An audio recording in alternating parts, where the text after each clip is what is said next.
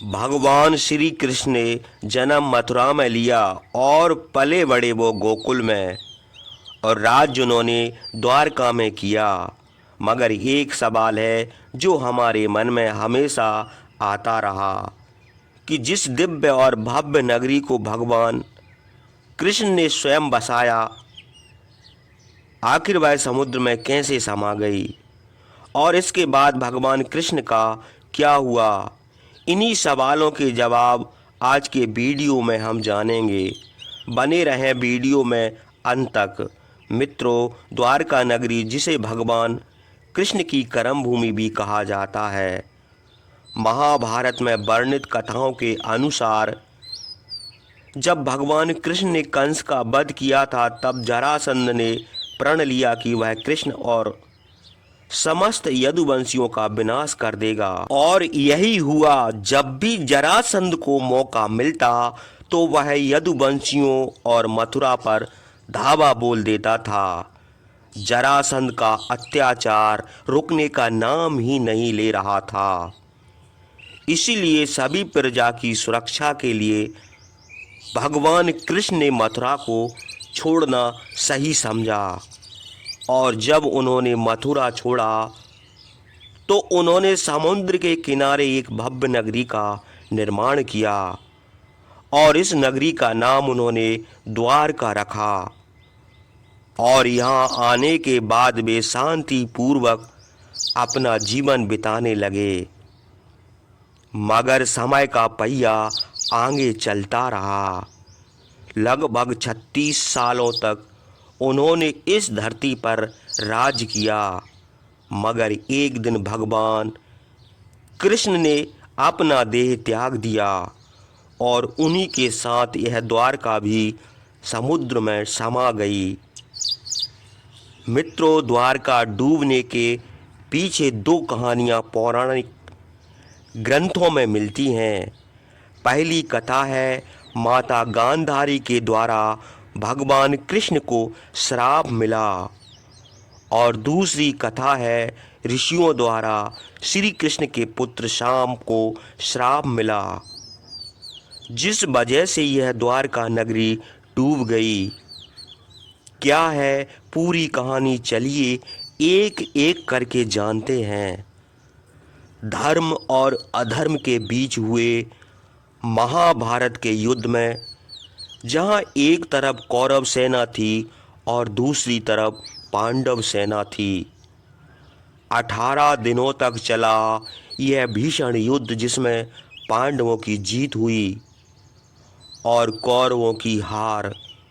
इस युद्ध का परिणाम यह हुआ कि इसमें गांधारी और धृतराष्ट्र के 100 पुत्रों की मृत्यु हो गई।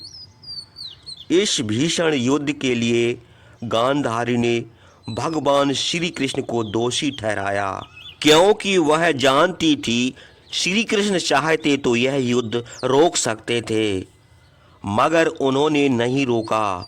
जिस वजह से क्रोध में आकर माता गांधारी ने भगवान श्री कृष्ण को श्राप दिया और बोली, जिस तरह मेरे 100 पुत्रों की मृत्यु हुई है, वैसे ही तुम्हारे यदुवंशियों का भी सर्वनाश हो जाएगा। तुम्हारी द्वारका नगरी भी डूब जाएगी और तुम्हारे यदुवंशी आपस में लड़ मरेंगे। दूसरी कथा के अनुसार एक दिन भगवान श्री कृष्ण का पुत्र शाम एक स्त्री का रूप धारण करके ऋषियों का मजाक बना रहा था। उन ऋषियों से कहता कि मेरे गर्भ से क्या उत्पन्न होगा। तब ऋषियों ने उसका अहंकार तोड़ने के लिए उसे श्राप दे दिया कि उसके गर्भ से एक मूसल का जन्म होगा, वही मूसल यादव वंश का नाश करेगा। यह मूसल का प्रभाव श्री कृष्ण और बलराम को छोड़कर सब पर असर करेगा। इस श्राप की वजह से श्री कृष्ण के वंश राजकुमार काफी पछताने लगे। शाम के पेट से एक मूसल निकला। सभी राजकुमार राजमहल में पहुँचे और भरी सभा में यादवों के सामने वह मूसल रख दिया। जब यह बात राजा उग्रसेन को पता चली तो उन्होंने उस मूसल को चुपचाप समुद्र में फेंक दिया। इसके बाद द्वारका में आए दिन अशुभ घटनाएं घटने लगीं। कभी तेज आंधी आती तो कभी तेज तूफान। चूहों की तादाद इतनी ज़्यादा बढ़ गई कि मनुष्य से ज़्यादा चूहा दिखने लगे और साथ ही सारस उल्लू की और बकरी गीदड़ की आवाज़ निकालने लगे। और इसी तरह द्वारका नगरी में आए दिन घटनाएं घटने लगीं। जब भगवान श्री कृष्ण ने इन घटनाओं को देखा तो उन्होंने सोचा माता गांधारी का श्राप सत्य होने का समय आ गया है। तब भगवान श्री कृष्ण ने एक ऐसा दिन देखा जो ठीक महाभारत के युद्ध की तरह ही था। उन्होंने एक फैसला किया, सारे यदुवंशियों को एक तीर्थ में भेजने का निर्णय किया। जब एक दिन सभी यदुवंशी समुद्र के किनारे बैठे थे तो अचानक उनमें किसी बात को लेकर लड़ाई होने लगी। यह लड़ाई इतनी ज़्यादा बढ़ गई कि समस्त यदुवंशी लोग आपस में लड़कर स्वर्ग सिधार गए। इसके बाद भगवान कृष्ण ने एक दिन जंगल में विश्राम किया। अचानक एक शिकारी आया और शिकारी ने शिकार समझकर भगवान कृष्ण के पैर पर बाण चला दिया और भगवान कृष्ण ने अपने प्राण त्याग दिए।